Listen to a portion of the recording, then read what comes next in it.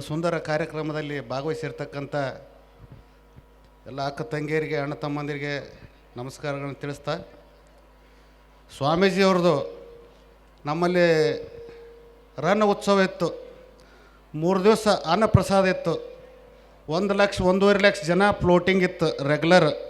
ಎಲ್ಲಿ ಒಂದು ಸಣ್ಣ ಮಿಸ್ಟೇಕ್ ಆಗಲಾರ್ದಂಗೆ, ಯಾರಿಗೆ ಕೊರತೆ ಬೀಳಲಾರ್ದಂಗೆ 1.5 ಲಕ್ಷ, ಒಂದು ದಿವ್ಸಕ್ಕೆ 1.5 ಲಕ್ಷ ಅಂದ್ರೆ 3 ದಿವ್ಸಕ್ಕೆ 4.25 ಲಕ್ಷ 5 ಲಕ್ಷ ಜನ ಅಲ್ಲಿ ನಮ್ಮ ಸಿ ಪಿ ಆಫೀಸ್ ಹತ್ರ ಎಲ್ಲ ಇದನ್ನು ಮಾಡಿದ್ರು.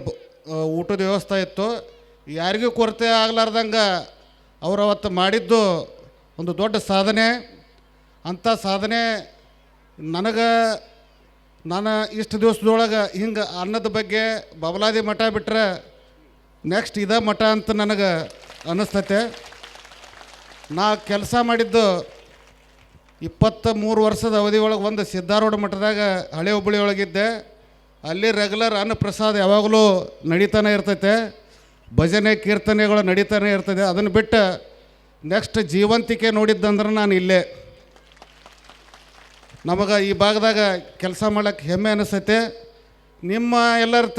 ನಿಮ್ಮ ಭಕ್ತರಲ್ಲಿರ್ತಕ್ಕಂಥ ಉತ್ಸಾಹ ಏನೈತಲ್ಲ, ಪ್ರತಿಯೊಂದು ಫಸ್ಟ್ ಹಿಡಿದು ಲಾಸ್ಟ್ ತನಕ ನೀವು ಓಡಾಡೋದು ಪ್ರತಿಯೊಂದು ಕಡೆ. ಇವನ್ ಅಲ್ಲಿ ಪಾರ್ಕಿಂಗು, ಅಲ್ಲೆಲ್ಲ ಸ್ವಯಂ ಸೇವಕರ ಪಾರ್ಕಿಂಗ್ ಮಾಡಾಯ್ತಾರೆ, ನೀಟಾಗಿ ಪಾರ್ಕಿಂಗ್ ಮಾಡಿಸೋದು, ನಿಲ್ಲಿಸೋದು, ಮುಂದೆ ಎಲ್ಲ ಕಡೆನೂ ಇನ್ವಾಲ್ವ್ಮೆಂಟ್ ನೋಡಿದ್ರೆ ಭಾಳ ಖುಷಿ ಅನ್ನಿಸ್ತೈತೆ.